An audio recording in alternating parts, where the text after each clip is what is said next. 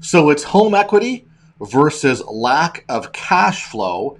And we'll see how these two things factor into all these foreclosures that are coming. We'll see how it affects the market and how they play out. Welcome to Housing Bubble 2.0 News of the Week, or as I like to call it, another episode of As the Housing Market Turns. Randy Patrick here, putting the realism back in real estate. Today is May the 16th. It looks like the month is basically halfway over. Hope everyone is doing well. Today's video is brought to you by our friends at Foreclosure.com. For more information and to look at the distressed listings in your backyard, your neck of the woods, go to gethousingdata.com. That's gethousingdata.com. That's my link to Foreclosure.com, and you can check out what's happening, as I said, back in your own backyard. See what's going on. Things are starting to move forward. Things are increasing, guys. I'll tell you that. Hey, someone had a question, and I thought I'd just tell you right off the bat here because it's such an awesome opportunity. I've showed this deal a number of times towards the end of my videos. This was a short sale that we were able to do. I did it for a client of mine and worked the deal. Obviously, they owed $340,000 or so. We got it for a negotiated purchase price of $172,000. ARV $350, had some good equity in there. It was a rehab project, and someone said, whatever happened to that? So I thought, you know what? I'll go and find out. Well, here's what happened. They rehabbed it. They listed it for $359,000. It went under contract in just one day with multiple offers, and they sold it for $420,000. So if we go back to what they bought it for, $172,500, and what they sold it for, $420,000. Yeah, there's closing costs in there, and there's some rehab money as well too. But let's just say they did real good in this deal. Okay, so this is the stuff that we can do if you're involved in the distressed property architect program. I've got stuff on the go right away now, so there's great opportunity here. Listen, it was supposed to be an 8-week live training program. It's going to be at least 12 weeks. Why? Because I don't got enough time. Like, in other words, when we're talking about this stuff on our weekly calls, there's just so much content that I can't even cover. I'm going to have to make some of these training calls like 2 calls per one subject, basically. So if you're not in it, there's still time to get in it. Valuable information. That example right there, buy for $172, sell for $420, all right? That right away should give people the incentive to jump on this and get going. Our next call is going to be Wednesday at 8 p.m. Eastern Standard Time, so get in, connect with me. We'll get you set up, all right? We can go from there. So remember, I talked about foreclosures, auctions, and REOs. We'll probably have to talk a little bit more about those in the next call. And then we're going to get into pre-foreclosures and short sales, which was what that deal was, all right? We got more on the go. Lots you can see we're doing here. This is the time to get involved, guys. All right. Now, why it's all pertinent today, it's because guess what?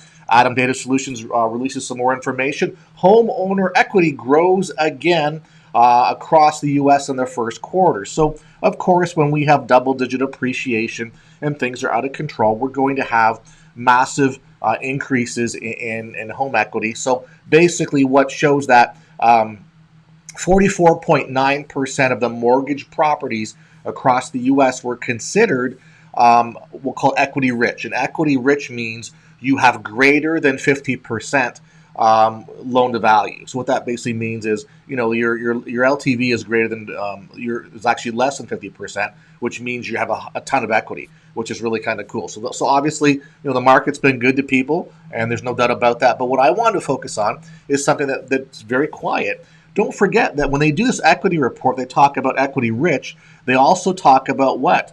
Seriously underwater. So the report shows that 3.2% of mortgaged homes, or 1 in 31, were considered seriously underwater in the first quarter of 2022.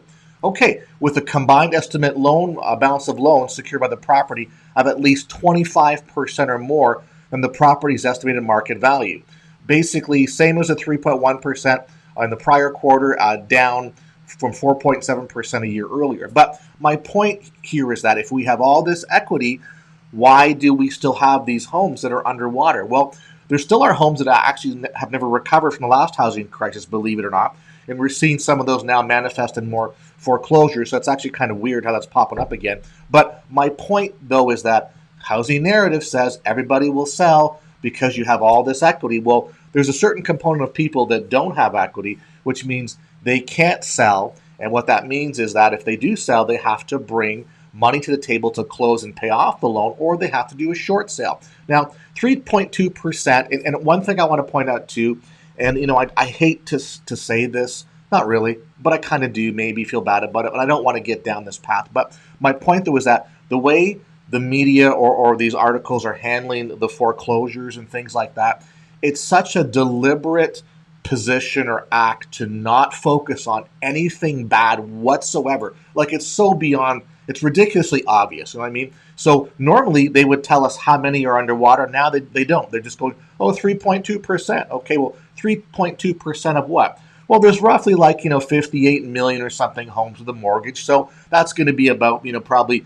1.8 to 2 million, somewhere in there. And again, we're just talking estimates, okay? So if you think about it, let's just say 2 million. If 2 million homes in this equity-rich environment are still underwater, that still poses problems. So how we actually recovered, why is that still available? These are questions that we have to ask, and there's no answers for that. Just the nature of certain metros and certain situations. People, I guess, that far underwater with their mortgage from back in the day, or who knows what's happening right now. Point though is that from what the narrative is telling us is all this equity should solve our problems. It clearly is not. So now we're going to go into the foreclosure stuff. So this actually came out as well the other day, and it was foreclosure activity in April declined slightly. Now, going back to my position on I don't like headlines and the narrative, I have to laugh because you see, it's all about the spin. So we know that the narrative is what you want it to be. You can spin it any way you want it to be. It's about people who are looking, going, oh, U.S. foreclosure activity declined slightly. Okay, therefore, it mustn't be a problem. It's not an issue. I shouldn't have to look here. Don't worry about it. Move on, move on, move on. Okay, yeah, declined slightly to me means it's not an issue. But when you actually look at it, it's down 8% from a month ago. That's, I guess, the decline slightly, but it's up 160% from a year ago. So you see, it's about how these journalists position their articles and where they want to lead us down the path with respect to the housing bubble, the future housing crash correction, whatever you want to call it. So anyway, I'm just getting uptight about this. I don't know why, but anyway, I am. So because it's misleading, and I hate being misled. All right. So anyway, up 160%. Now, yes, we'll qualify this when you have very few the previous years because of the foreclosure and eviction moratorium due to the COVID pandemic. Clearly, increases are going to be, 160% or whatever. But my point, though, is that it's coming back. Foreclosure activity is coming back. It's growing every month. Let's make sure we all understand that. And of course, let's go to, well, guess what? The usual locations, Illinois, New Jersey, Ohio, Indiana, and Nevada had the highest foreclosure rates. That's one per X number of housing units, so it's a per capita thing. The metropolitans with population greater than 1 million with the worst foreclosure rates were Cleveland, Ohio, always up there, Chicago, Illinois, yep, Philadelphia, Indianapolis, Riverside, California. So these are locations that basically are always in that top mix because of the nature of I guess the financial demographic there. There you go. So Cleveland, Chicago, Indianapolis, Philadelphia. I mean, notice that most of these are northern or midwestern cities, and obviously Riverside, California. Riverside always leads California is always leading the nation with respect to underwater homes and also with defaults and FHA delinquencies and whatever. But the point though is that it's happening, and we got to take notice of it. You want to get involved. Now, here's the interesting thing though. So the lender started the foreclosure process on about 22,200 homes, just down from 22,360 homes from last month. So very minimal, marginal decrease at best, but up 251% from a year ago. That's right, because a year ago, moratorium still on, can't do stuff. Now moratorium over at the national level, at the federal level, moratoriums over pretty much at every state level, and there may be the odd county here and there that's still holding things up. Now, here's the cool thing here. They say if you want to look more granular, those counties that had the greatest number of foreclosure starts in April 2022 included what? Cook County, Illinois. No surprise, that's the Chicago area. LA County, okay, that's interesting. Harris County, Texas, that's the greater Houston area.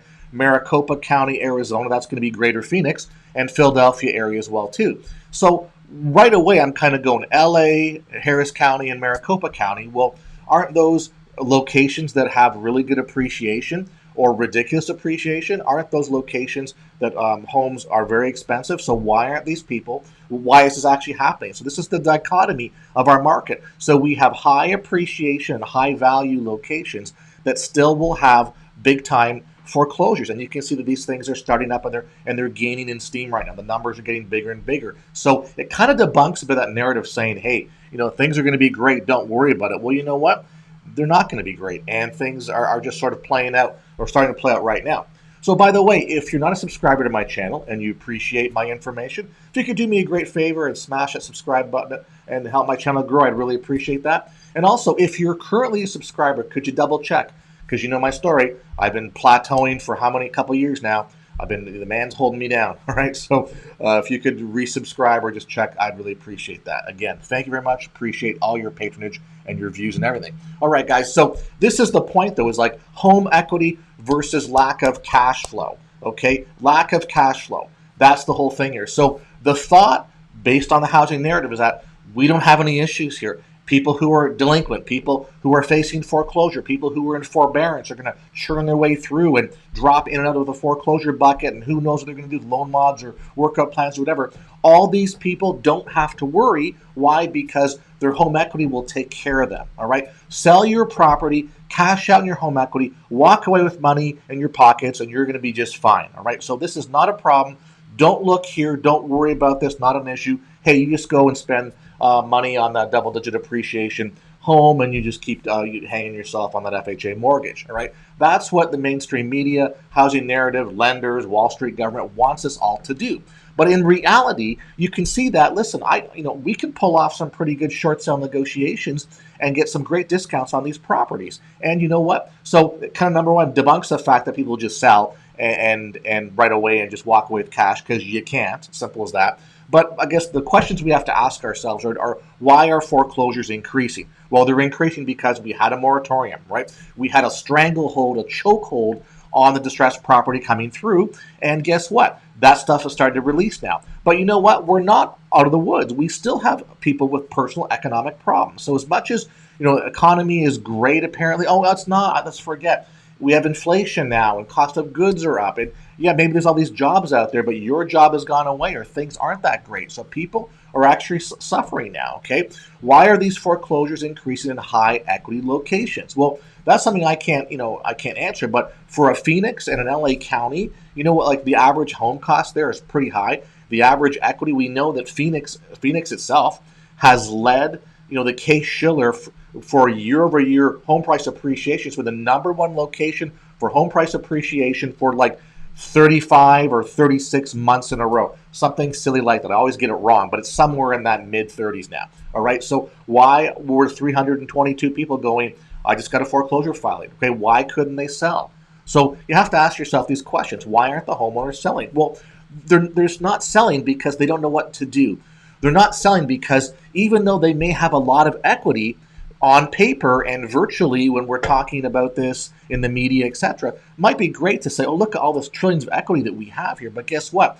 It's almost immaterial to people in the situation because they're in a cash flow situation, okay? Cash flow, bad situation because they're not paying their mortgage. Something's happened in their lives for whatever reason, and that's obviously unfortunate, but it's whatever's happening, they can't pay their mortgage, okay? But guess what? You can still just cash out and sell your home. Well, you know what? You really can't. You know why? Because the longer you don't pay, the more you chip away at that mortgage, okay? So you have a loan balance, right? Then you have all the interest for the missed payments that haven't made, and also the longer you go, you have things called escrow balance. So most mortgages today actually escrow they escrow your property taxes and your hazard insurance and even your flood insurance if you're in those locations. So guess what? Every month you don't pay, that chips away, and then the year goes by, and then they add on the missed escrow numbers and the whole bit. And you know what? What about fees? Well, yeah, you're going to have attorney fees. You're going to have,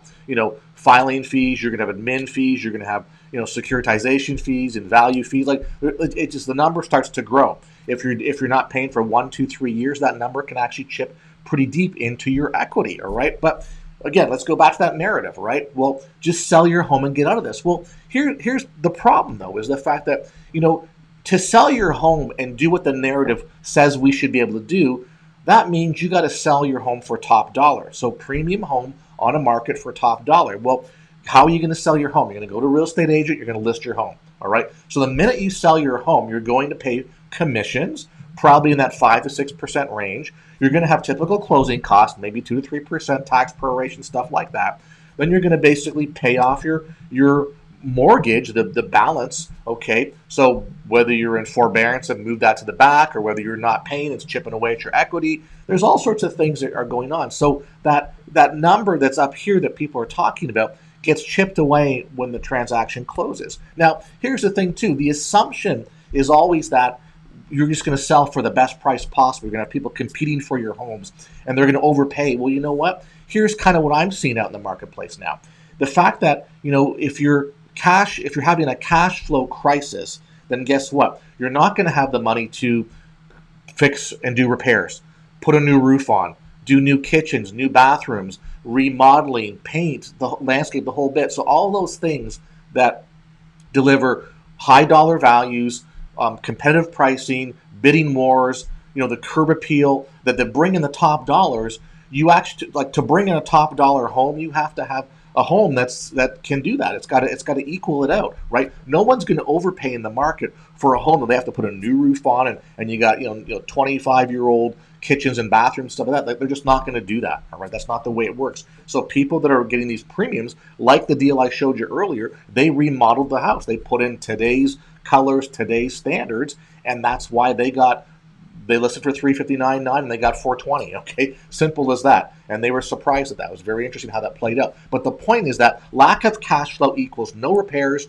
no curb appeal, no upgrades. Okay, that's a situation that we have to realize, which is not mentioned in the mainstream media housing narrative discussion. Also, now we have low interest rates. So low interest rates now have greatly reduced home buyers' buying power, which means they're not going to offer as much for your property. So already that's another thing. So I'm having equity being chipped away from my non-payments. Okay, I don't have a premium house because I can't do the things to get me the premium dollars. So my offers are going to be lower coming in now, be consummate with the condition of my home. And guess what? Now with interest rates, so people can't afford my big price and my big equity component now, they're going to start to lowball me and nickel and dime me on my price points. So that's how this goes on. And that's without competition. So wait till one or two more people in your neighborhood have to sell their property or on your street. Wait till, maybe after the summer selling season when your home didn't sell, right, because you're asking too much for it and you're pricing people out based on the condition and the terms, then you got to drop your price. So does everybody else. The people who are afraid of missing out on the top of the market because